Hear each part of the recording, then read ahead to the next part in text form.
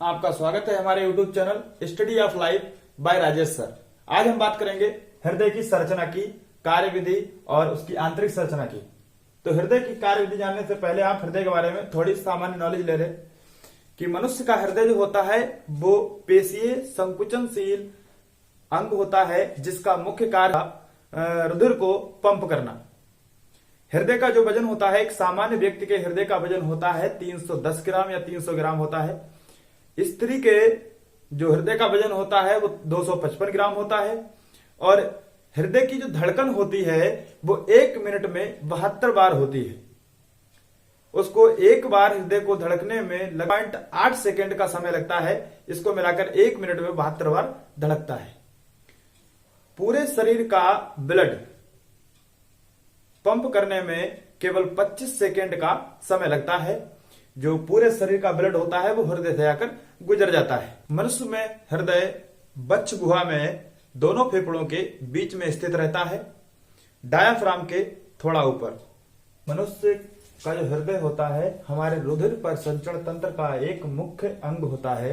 यह पंप की भांति कार्य करता है। हमारे शरीर में रुधिर तो पाया जाता है लेकिन रुधिर को धक्का मारने के लिए पंप की आवश्यकता पड़ती है। मनुष्य के यानी कि मानव के हृदय की बाह्य संरचना और आंतरिक संरचना, मनुष्य के हृदय की क्रियाविधि, इन सब का आज वर्णन करेंगे। धीरे धीरे इन सब चीजों को समझेंगे। तो पहले हम ये जान लेते हैं कि हमारे हृदय रक्त के साथ मिलकर एक तंत्र का निर्माण करता है जिसका काम होता है परिवहन का, जो भोजन को विभिन्न कोशिकाओं तक पहुंचाने का कार्य करता है और फेफड़ों से ऑक्सीजन लाने का कार्य करता है तथा विभिन्न कोशिकाओं तक पहुंचाने का कार्य करता है। तो हम हृदय की संरचना जानने से पहले कुछ अन्य जंतुओं के हृदय के बारे में जान लेते हैं। क्लास फिशीज होता है, उनके जंतुओं का जो हृदय होता है वो 2 चैम्बर्ड होता है।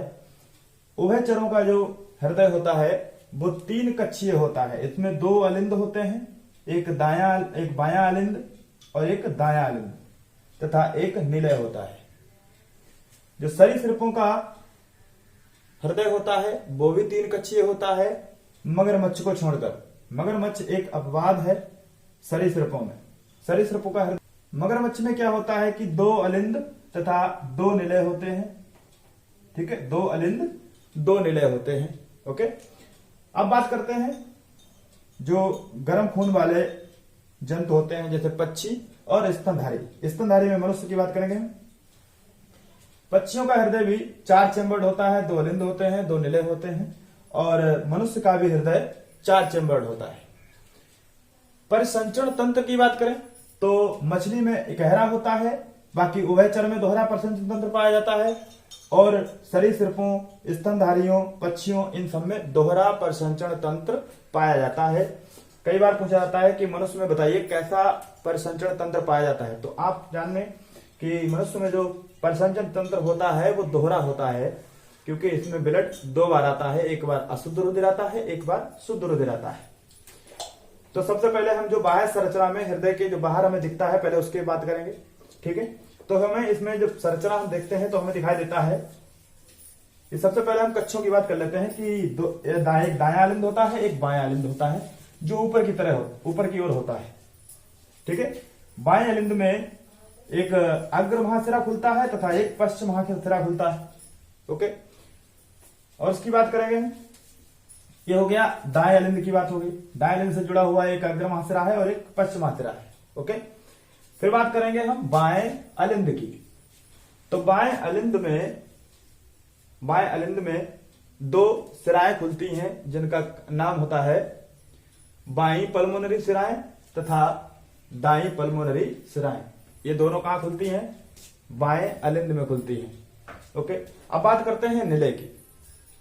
तो निलय जो होते हैं बड़े साइज के होते हैं अलिंद की तुलना में, क्योंकि निलय का कार्य होता है रुधिर को धक्का मारना और अलिंद का काम होता है रुधिर को इकट्ठा करना। तो उनकी भित्तियां भी कमजोर होती हैं, उनका जो साइज होता है वो भी छोटा होता है। निलय की बात करें तो दायां निलय जो होता है बाएं निलय की अपेक्षा चौड़ाई में तो ज्यादा होता है लेकिन लंबाई में कम होता है, जैसा कि चित्र के अनुसार दिखाया जा रहा है। दूसरा होता है बायां निलय। बाएं निलय में क्या है, ये लंबाई में ज्यादा है लेकिन चौड़ाई में कम होता है और इसी की भित्ति अधिक मोटी होती है।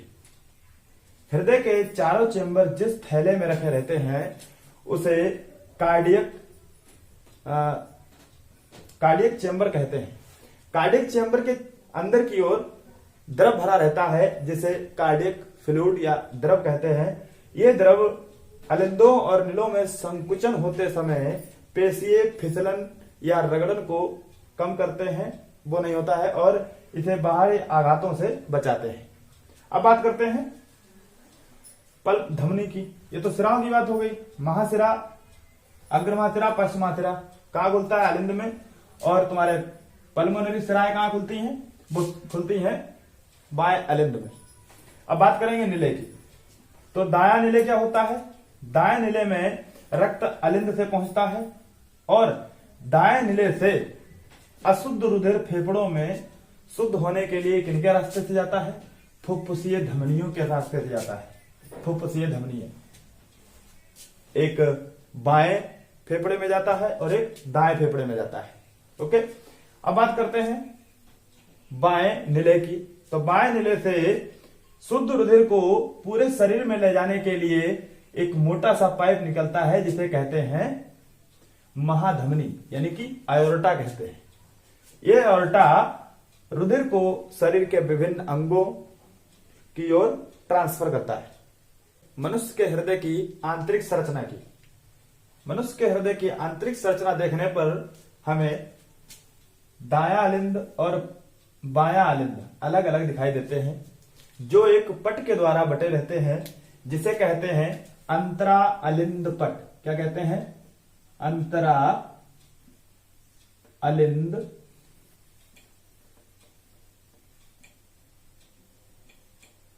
पट। दोनों अलिंद अंतरा अलिंद पट द्वारा अलग अलग भागों में विभाजित रहते हैं, पूर्णता अलग अलग रहते हैं। ठीक है, इस तरफ अशुद्ध रुधिर आता है, उस तरफ शुद्ध रुधिर रहता है। ओके, अब बात करेंगे निलय की। तो आंतरिक संरचना देखने पर हमें दोनों निलय अलग अलग दिखाई देते हैं। तो दोनों निलय जो अलग अलग दिखाई देते हैं वो अंतरा निलय पट द्वारा विभाजित रहते हैं, बाएं निलय में तथा दाएं निलय में। ओके, अब हम इसी में आपको क्रियाविधि समझाने की कोशिश करेंगे। ठीक है, बाह्य संरचना में बाकी सब चीज हमने समझा दी थी आपको, यही चीजें आंतरिक संरचना में भी है। ओके, तो देखते हैं कि रुधिर कहां से आता है, किस में सबसे पहले आता है, किस में शुद्ध रुधिर रहता है, किस में अशुद्ध रुधिर रहता है।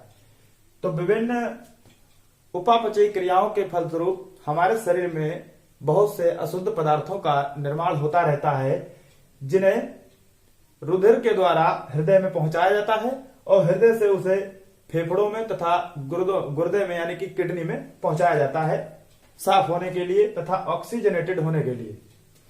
तो देखिए, अग्र महाशिरा तथा पश्च महाशिरा, पश्च महाशिरा तथा अग्र महाशिरा पूरे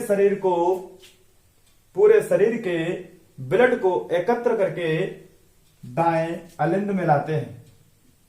पूरे शरीर से ब्लड को एकत्र करके दाएं अलिंद में लाते हैं।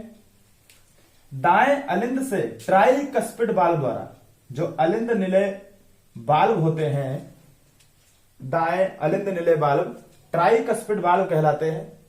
ट्राइकस्पिड वाल्व द्वारा अलिंद से रुधिर आता है दाएं निलय में।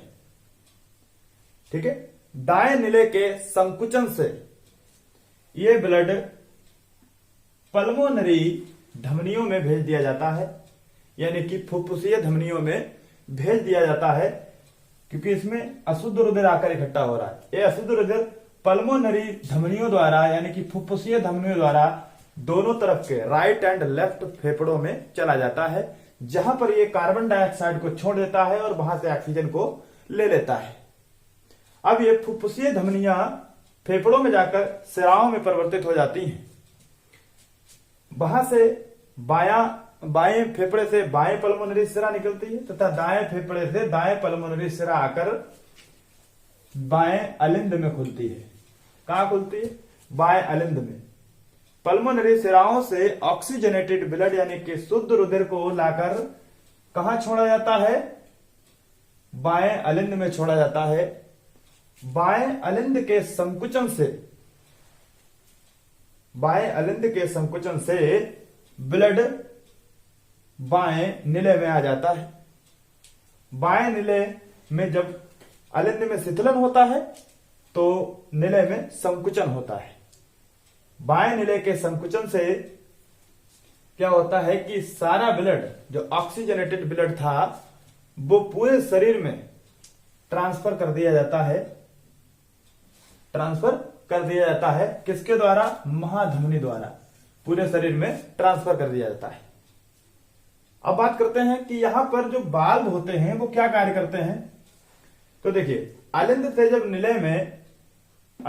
निलय में ब्लड आता है तो इसे वापस ना जाने दिया जाए, इसलिए यहां पर वाल्व पाया जाता है। ओके, अब जो तुम्हारी धमनियां हैं, जब निलय से धमनियों में ब्लड को ट्रांसफर किया जाता है तो यहां पर अर्धचंद्राकार के वाल्व पाए जाते हैं जो धमनियों से वापस निलय में रुधिर को नहीं आने देते। बाएं निलय की जो फुफ्फुसीय बाएं निलय की जो महाधमनी होती है, महाधमनी के मुख पर भी एक अर्धचंद्राकार वाल्व पाए जाते हैं जो रुधिर को वापस निलय में नहीं आने देते हैं। दाएं अलिंद और निलय का वाल्व ट्राइकस्पिड वाल्व कहलाता है। बाएं अलिंद और निलय का वाल्व बाइकस्पिड वाल्व कहलाता है। तो भित्ति होती है वो बाएं निलय की तुलना में पतली होती है, क्योंकि इसकी भित्ति इसलिए मोटी होती है क्योंकि इसके द्वारा पूरे शरीर में ब्लड को भेजा जाता है, इसलिए बाएं निलय की भित्ति मोटी होती है। ओके, इस संपूर्ण कार्य में 0.8 सेकेंड का समय लगता है, इसीलिए मनुष्य के हृदय की स्पंदन की दर जो होती है वो 72 बार प्रति मिनट होती है। 72 बार प्रति मिनट होती है। 1 मिनट में स्वस्थ मनुष्य का हृदय जो होता है 1 मिनट में 72 बार धड़कता है। ठीक, अब हम बात कर लेते हैं कि मनुष्य का हृदय का वजन कितना होता है और स्त्रियों के हृदय का वजन कितना होता है। तो यहाँ पर हमने दिया गया है कि पुरुषों का जो हृदय होता है वो 300 ग्राम या फिर 310 ग्राम होता है और स्त्रियों का जो हृदय का वजन है वो 255 ग्राम है।